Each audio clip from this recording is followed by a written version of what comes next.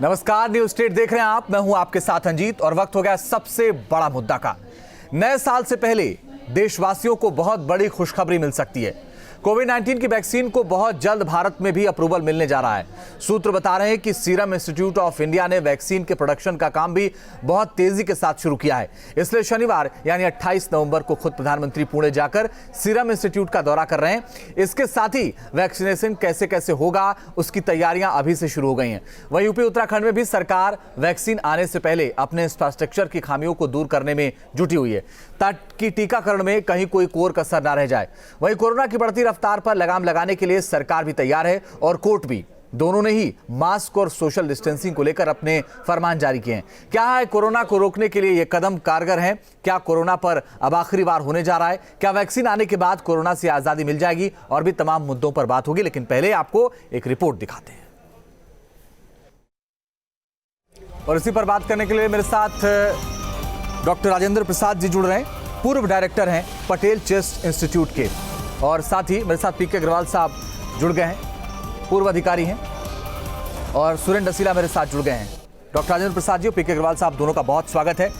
Doctor Rajendra Prasad ji, हम ये सोच के खुश हो सकते हैं कि आने वाले कुछ वक्त में वैक्सीन मिलने जा रही है?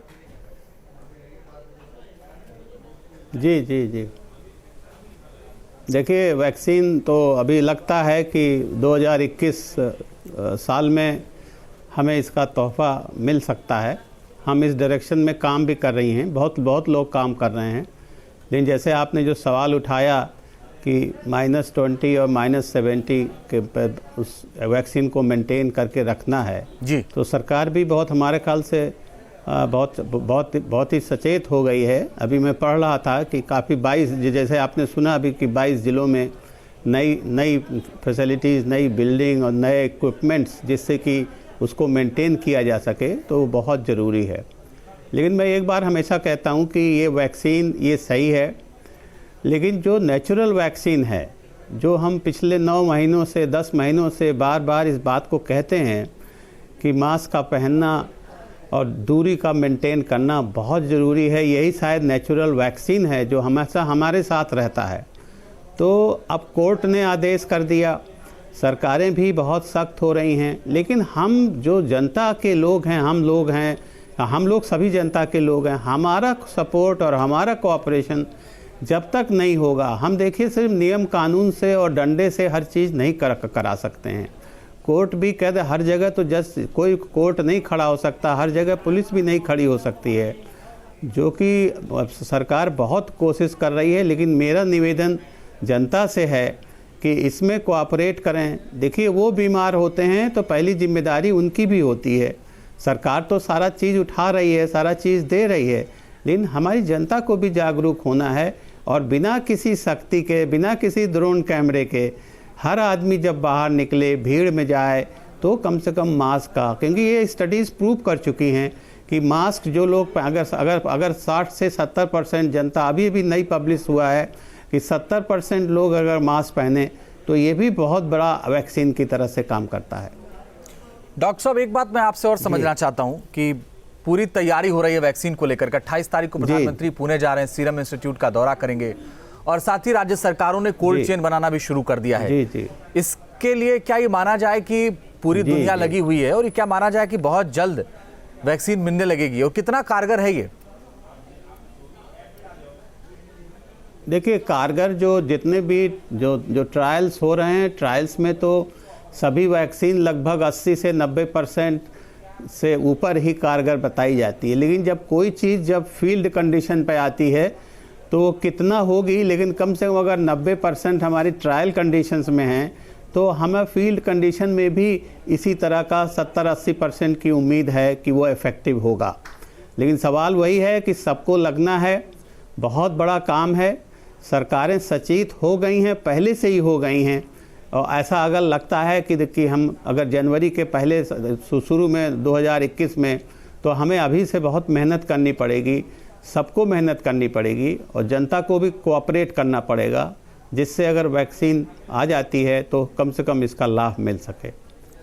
पीके अग्रवाल जैसे आप देखिए इन्फ्लुएंजा का भी वैक्सीन है, बोलिए सर। इन्फ्लुएंजा का वैक्सीन, इन्फ्लुएंजा का वैक्सीन तो रेगुलर है, लेकिन कितने लोग लगाते हैं वो भी लगाने की बात है। तो अभी तो खैर सरकार सबको लगाएगी, जबरदस्ती ही लगवाएगी एक तरह से, और सबको लगाना भी चाहिए। और खासकर जो वो लोग जो ज्यादा वल्नरेबल हैं, जैसे जो मतलब फ्रंट लाइन वर्कर्स हैं, हॉस्पिटल वर्कर्स हैं, जो एजेड लोग हैं और जो कोमॉर्बिडिटीज लोग हैं, ये चार सेगमेंट ऐसा है कि जिस सेगमेंट में प्रायोरिटाइज करना चाहिए, सबसे पहले इन्हीं को मिलना चाहिए। जी, एक और सवाल सर, अगले साल कौन से महीने में उम्मीद कर रहे हैं आप लोग डॉक्टर्स की वैक्सीन आ जाएगी? डॉक्टर्स तो उम्मीद ऐसा लगता है कि फर्स्ट क्वार्टर ऑफ द 21 यानी जनवरी फरवरी से लेकर मार्च तक उम्मीद की जाती है कि शायद हमें कुछ हमको सफलता बिल्कुल मिलेगी। अब आप देख रहे हैं, आप ही के न्यूज़ चैनल पर हर जगह कि हर लोग इसके ट्रायल्स चल रहे हैं, इंडिया में भी ट्रायल्स चल रहे हैं फेज़ 3 के, और रिजल्ट आ जाने के बाद ही फिर सबको ये लगाया जाएगा। मैं आता हूं सर, उम्मीद है कि हम 2021 के शुरू के महीनों में जी मैं आ रहा हूं सर आपके पास। शुरुआत के महीनों में आपने जिक्र, पीके अग्रवाल साहब, ये कितनी बड़ी चुनौती है एक एक व्यक्ति तक पहुंचाना वैक्सीन? हाँ बोलिए। और कैसे होगा? हाँ देखिए, बहुत बड़ी चुनौती है, क्योंकि जो वैक्सीन आएगी वो 5000 डोजेज में एक बॉक्स में आएगी, जो जहाँ मैन्युफैक्चरिंग होती है। उससे हवाई जहाज से तो वैक्सीन आ सकती है, लेकिन इसको जब स्टोर करेंगे तो स्टोर से अस्पतालों में जाना, फिर फार्मेसीज में जाना, फिर फील्ड में लगाना, तो उस समय डिस्टर्ब हो सकती है। तो इसमें भी ये व्यवस्था होगी कि एक सेंट्रल जगह पे लगाई जाए, जो जिलों में एक विशेष अस्पतालों की व्यवस्था होगी, जैसे कोरोना के अस्पताल खुले हैं।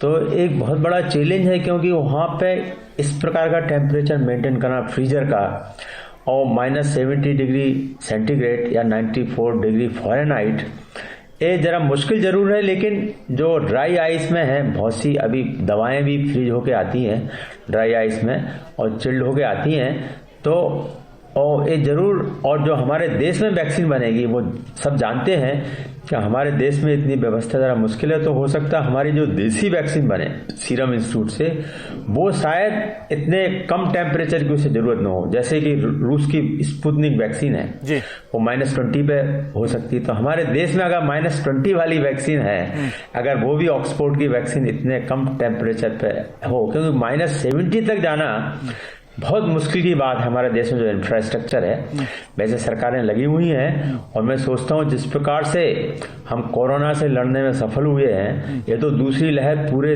विश्व में चल रही है, तो हो सकता है कि हम लोग इसमें जरूर सफल होंगे। जो हमारा प्रशासनिक ढांचा है जी, और जिस प्रकार से हमारे स्वास्थ्य कर्मी हैं, जिला अधिकारी के नेतृत्व में काम किया है उन्होंने, और आज कल यूपी के जैसे बताया 22 जिलों में वैसे ही तैयारी शुरू हो गई है, वार स्तर पर, युद्ध स्तर पर 22 जिलों में, क्योंकि अभी से तैयारी करेंगे तब जाके हम इसको वैक्सीन को स्टोर कर सकेंगे। Okay sir. हाँ ओके। सुरेंद्र रसीला हमारे सहयोगी लगातार देहरादून से बने हुए। सुरेंद्र, उत्तराखंड में क्या तैयारी है सरकार की? बिल्कुल, देखिए अंजीत, वैक्सीनेशन के लिए उत्तराखंड में भी तैयारियां पिछले कुछ महीनों में शुरू हो चुकी है। कल मुख्यमंत्री से मेरी बात हुई थी, आज स्वास्थ्य सचिव से मेरी बात हुई थी। दोनों ने यही कहा है कि -20 से -70 डिग्री तक हमको टेम्परेचर की व्यवस्था करनी होगी, क्योंकि जो वैक्सीन आ रही है, परसों प्रधानमंत्री के साथ जो बैठक हुई है उसमें सभी राज्यों के मुख्यमंत्रियों ने इस पूरे मुद्दे पर चर्चा की है। उत्तराखंड की अगर बात करूं तो उत्तराखंड एक विषम भौगोलिक परिस्थितियों वाला राज्य है। दिल्ली से वैक्सीन देहरादून तक आप ले आएंगे, लेकिन यहाँ के बाद आपको चमोली भी भेजनी है, पिथौरागढ़ भी भेजनी है, उत्तरकाशी भी भेजनी है। इन जगहों पे भेजने के लिए आपके पास पर्याप्त साधन होने चाहिए। मुख्यमंत्री खुद कह रहे थे कि लगातार हम इस व्यवस्था को डेवलप कर रहे हैं। अभी हमारे पास ऐसी व्यवस्था नहीं है। सिर्फ उत्तराखंड ही नहीं बल्कि किसी राज्य के पास इस तरह की व्यवस्था नहीं है, क्योंकि मास वैक्सीनेशन हमारे देश में बहुत रेयर हुआ है, बहुत मुश्किल हुआ है। जब पहले महामारियां रही हैं तब भी इस तरीके की दिक्कतें नहीं आई हैं। और जो कुंभ की बात आपने की है, तो मुख्यमंत्री ने कहा है कि हमने प्रधानमंत्री से कहा है कि कुंभ हमारे यहाँ 2021 में है, इसलिए हम चाहते हैं कि अगर आप वैक्सीनेशन का कोटा फिक्स करेंगे हर राज्य के लिए वैक्सीन का, तो उत्तराखंड को कुंभ के लिहाज से अतिरिक्त वैक्सीन दी जाए, क्योंकि हमारी फ्रंट टीम जो है करीब 15 से 20 हजार पुलिसकर्मी लगेंगे, इसके अलावा सुरक्षा कर्मी होंगे, मेडिकल कर्मी होंगे, करोड़ों लोग उसमें आते हैं।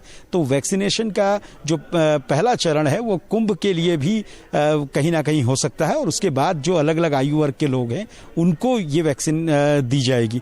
लेकिन बड़ी चुनौती अंजीत उत्तराखंड के लिए वही है कि आप देहरादून और हल्द्वानी के बाद इस वैक्सीन को कैसे पहाड़ों तक भेजेंगे, कैसे वहां पर प्लान करेंगे, और इसी के लिए टास्क फोर्स भी बनी है।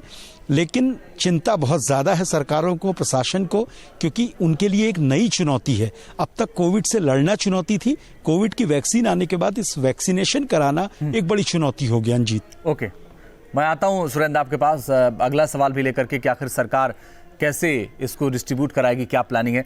डॉक्टर राजेंद्र प्रसाद जी, मैं एक बात समझना चाहता हूँ सर कि वैक्सीन तो चलिए आपने जिक्र कर दिया कि अगले साल के कुछ महीनों में आने की उम्मीद है। दूसरा, ये दौर चल रहा है अभी कोरोना का, इसमें लोग लापरवाही कर रहे हैं और बहुत ज्यादा लापरवाही कर रहे हैं। कम से कम उनको ये बात समझना चाहिए कि आने वाले वक्त में दिक्कत खड़ी हो सकती है, और ये कैसे सर होगा, ये मान क्यों नहीं रहे लोग? अब देखिए, ह्यूमन नेचर है। अब मैं आपको एक बात बताऊं कि जैसे जापान में, मैं 1989 में जापान में रहा हूं, और जब मैं वहाँ 4 महीना रहा हूँ तो मैं नहीं समझ पाता था, वहाँ हर आदमी मास्क लगाता था। तो आज वो चीज़ बड़ी बड़ी सही हो गई उनके लिए। तो एक आदत की बात है, हमने कभी मास्क लगाया नहीं, कभी हमें, जैसे हम देखिए ट्यूबरक्लोसिस, हम लोग तो ट्यूबरक्लोसिस में हम लोगों ने देखा है, बहुत बार हम लोग कहते रहे मास्क लगाने से बहुत फ़ायदा होगा, लेकिन कभी भी लोगों ने नहीं पहना। तो अब जैसे अब कोर्ट भी इंटरवीन कर रहा, सरकारें भी इंटरवीन कर रही, पुलिस भी कर रहा, अभी आपने बताया ड्रोन लगाए जा रहे हैं जी। तो हैबिट चेंज करना इतना आसान काम नहीं होता, लेकिन जनता को इसमें कोऑपरेट और सपोर्ट करना चाहिए, क्योंकि जो भी ये कुछ किया जा रहा है वो जनता के लिए ही किया जा रहा है, कोई सरकार अपने लिए तो कर नहीं रही है। तो यह है कि उनको किसी ना कि मतलब द्रोण करना इंतज़ार करें, पुलिस के चालान करना इंतज़ार करें, एक आदत सी बना लें कि जैसे ही बाहर निकलते हैं आप मतलब मास्क पहने। साधारण मास्क भी काम करता है, कपड़ा लगा लीजिए, हमारे प्रधानमंत्री ने कहा गमछे को लगा लीजिए, कुछ भी लगाइए जिससे, और इससे एक बात और है, सिर्फ इससे कोविड नहीं बचेंगे, इससे और बहुत से इन्फेक्शन है। मान लिया इन्फ्लुएंजा का मौसम आ रहा है, और भी वायरस से बचेंगे, ट्यूबरक्लोसिस का इसी तरह से होता है, उससे आप बचेंगे। तो इसके बहुत फ़ायदे हैं। शायद हम सबको ये सोचना पड़ेगा कि हमें मास्क लगाना अभी कुछ सालों के लिए एक तरह से कंपलसरी रह के करना पड़ेगा। लोग थोड़ा महसूस करते हैं, डरते हैं, कहते हैं सांस लेने में दिक्कत होती है, लेकिन एक बार जब आदमी करना शुरू कर देता है तो ये सब चीज़ें उसका कस्टम्ड हो जाता है। और नॉर्मली मैंने आपको बताया कि मैं 89 में, आज के लगभग 30 साल पहले मैं जापान में लगभग 3-4 महीने रहा हूँ। हर आदमी वहाँ जब भी बाहर निकलता है तो मास्क पहन के निकलता था। तो ये ऐसे ही शायद हमारे देश को भी सोचना पड़ेगा, हमारे नागरिकों को सोचना पड़ेगा, उनको जो है वो काफ़ी जो है जागरूक होना पड़ेगा। और इससे सिर्फ कोविड से ही बचत नहीं है, इससे और बहुत से इस तरह की बीमारियां हैं जो ड्रॉपलेट से और एरोसॉल से फैलती हैं, उन सबों से फ़ायदा मिलेगा। डॉक्टर साहब, एक और सवाल है, लोगों के जहन में है कि जो वैक्सीन आ रही है उसकी कीमत कितनी होगी लगभग? जी, अब कीमत तो डिपेंड करेगी कौन सा वैक्सीन। जो भारत की वैक्सीन बन रही है तो सस्ती होंगी, अगर बाहर से लिया जाएगा तो उसमें भी डिपेंड कर रहा है। बहुत सी मतलब आप देख रहे हैं, अभी निकला था कि वो 20 रुपये से लेकर के और 1000, 1200, 1500, 2000 तक जा सकती है वैक्सीन की कीमत। वो तो डिपेंड करेगा कौन सी वैक्सीन हम ले रहे हैं, और उसी पर कॉस्ट डिपेंड करेगी, लेकिन रेंज है, वेरिएबल है रेंज। अगर -20 डिग्री से लेकर के -70 डिग्री तक चाहिए वैक्सीन को रखने के लिए, तो इस देश में कितना चुनौतीपूर्ण है डॉक्टर साहब? जी, ये तो बहुत बड़ी चुनौती है, और बड़ी खुशी की बात है कि सरकारें अभी से चेत रही हैं। अभी वैक्सीन आने में समय है, लेकिन ये है कि अभी से अगर हम तैयारी करेंगे, क्योंकि -20 लेकर के, जैसा भी बताया कि हमारे पास वो सुविधाएं कम हैं, तो हमें कोल्ड चेन्स के लिए बनाना पड़ेगा, बहुत से इक्विपमेंट को खरीदना पड़ेगा और वार फुटिंग पर काम करना पड़ेगा जिससे ये कोल्ड चेन मेंटेन हो सके। मैं आता हूं सर दोबारा आपके पास। काम मुश्किल जी, तो मैं कहता हूं मुश्किल काम है। पीके अग्रवाल साहब, इसकी तैयारी भी हो गई है कि किसको पहले मिलेगा, किसको बाद में मिलेगा, लेकिन इतना एक साथ प्रोडक्शन कर देना, लोगों तक पहुंचा देना, ये आसान बात है क्या?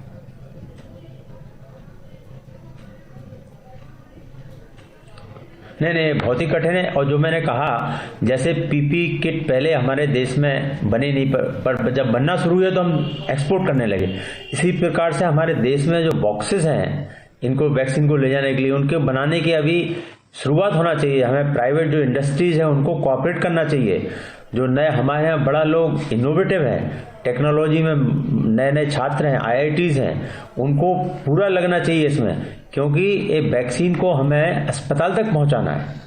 जैसा कि बताया, तो ऐसी नहीं है हमारे यहाँ रिसर्च पीपी किट जैसे हम लोग पीछे थे पहले। इसी प्रकार से अगर आज से तैयारी शुरू नहीं हुई तो ये वैक्सीन बन तो जाएगी, लेकिन इसका अल्टीमेटली इसका जो एडमिनिस्ट्रेशन है मरीज तक जाने का, वो होना सख्त हो जाएगा। तो आशा है कि हमारे जो रिसर्च में है, टेक्नोलॉजी में है, प्राइवेट इंडस्ट्रीज हैं, सबको मिलकर काम करना चाहिए, क्योंकि ये बहुत बड़ा काम है। और पेशेंट को वहाँ तक लाना, क्योंकि मैं नहीं सोचता हूँ कि वो छोटे छोटे डिस्पेंसरी में जाके लग सकती है वैक्सीन। और जहाँ तक इसकी कीमत का सवाल है, तो सरकार उसमें सब्सिडाइज कर रही है, 700-800 रुपए में एक वैक्सीन पड़ेगी, तो उसमें ऐसी कोई समस्या नहीं है कॉस्ट नहीं सर, अभी समस्या इस बात की है कि ठीक नहीं है मुझे लगता है, क्योंकि कहीं 500 रुपए लिखा जा रहा है, कहीं कोई 700 रुपए बता रहा है, तो इसलिए अभी मुझे लगता है रेट को कोट करना ठीक नहीं है। जो सरकार तय करेगी उसको बाद में देखा जाएगा कैसे क्या होता है उसमें। आपने पूछा ये एक आपने जी, हाँ, और सरकार तो चाहेगी, सरकार बड़ी इससे 1 लाख करोड़ रुपए सरकार ने रखा है, तो मैं तो चाहूंगा कि सरकार इसमें बहुत कम कॉस्ट में, सुरेंद्र, लोग खुश हैं इस बात से कि कम से कम जिसके डर के साए में हम जी रहे थे, सोच रहे थे कहीं जान न चली जाए, उसकी दवा कम से कम अब आने जा रही है। चाहता हूँ कि ऐसा नहीं है कि हमारे देश में बिल्कुल बिल्कुल। देखिए अंजीत, लोगों को इस बात का इंतजार है। अब तक उनके सबसे बड़ी दिक्कत उनकी ये थी कि उनके पास बीमारी का इलाज नहीं था, और अगर परिवार में किसी को हो जाए तो लोग बड़े परेशान हो रहे थे। लेकिन कई चीजें हैं, जैसे हम लगातार शासन में अधिकारियों से बात कर रहे हैं, और वो रोजाना केंद्रीय स्वास्थ्य मंत्रालय और ICMR के अधिकारियों के साथ वीडियो कॉन्फ्रेंसिंग कर रहे हैं। एक बड़ी दिक्कत अधिकारियों ने ये भी बताई है कि पुलिस को ये देखना होगा कि अफवाहें ना फैलें, क्योंकि भारत में कई बार चीजों को लेकर अफवाह फैलती है।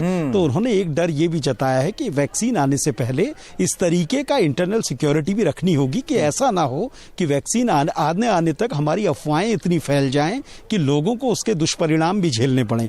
इस पर भी बड़ा फोकस करना होगा। और दूसरी बड़ी बात कि ये तो तय हो चुका है, लगभग सभी राज्यों ने कहा है कि जो फ्रंट वॉरियर हैं हमारे, जो फ्रंट टीमें हैं हमारी, उनको हम पहले वैक्सीन देंगे। और दूसरी सबसे बड़ी बात यह है कि लोगों को एक इस बात की भी चिंता है कि क्या ये वैक्सीन दूरस्थ क्षेत्रों तक पहुंचेगी। उत्तर प्रदेश हो, उत्तराखंड हो, क्या उनके दूरस्थ क्षेत्रों तक, सीमांत क्षेत्रों तक ये वैक्सीन पहुंचेगी? ये सारी चीजें हैं और सरकारें भी इसमें मशक्कत कर रही हैं। थोड़ा सा इंतजार से हम लगातार, लेकिन कम से कम ये अच्छा है कि अगर वैक्सीन आ जाएगी तो लोगों को एक बड़ी राहत मिलने वाली। बहुत बहुत शुक्रिया आप सबका हमारे साथ जुड़ने के लिए और चर्चा में शामिल होने के लिए। अभी के लिए फिलहाल इतना ही, रुकना कुछ ही पलों के लिए, आगे भी जारी है खबरों का सिलसिला।